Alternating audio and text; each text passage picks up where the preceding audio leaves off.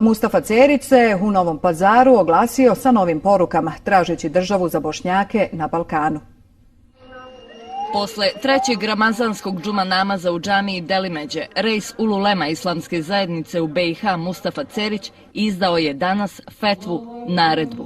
Ja, reis ulema, u ovom vremenu u Bošnjaka izdajem fetvu da je svaki Bošnjak odgovoran za drugog Bošnjaka, ma gdje bio. I ne smije ga ostaviti samoga, mora se za njega pobrinuti. To je farz, obaveza svakom Bošnjaku. To je obaveza i to nikada ne smijemo zaboraviti. To moramo nositi u srcu, to moramo prenositi na svoju djecu i to moramo kazati našim komšijama da se mi nikoga ne bojimo osim dragog Allaha, jer mi nemamo ništa izgubiti više. Mi smo došli danas da podijelimo radost vašeg uspjeha i vašeg uspravljanja.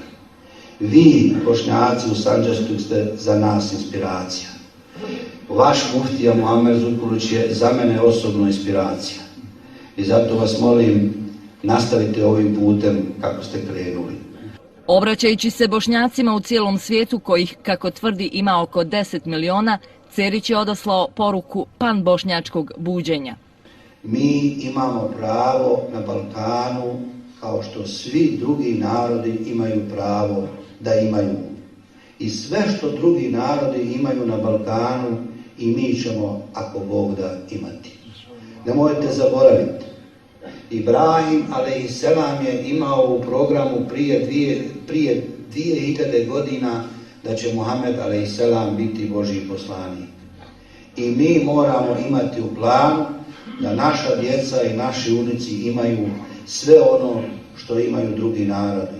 I državu, i kulturu, i vjeru, i naciju, i slobodu, i sigurnost, i dom, i pravo da žive u svojoj kući generacijama, a ne da svaka generacija mora se 2 puta seliti i 2 puta kuću praviti.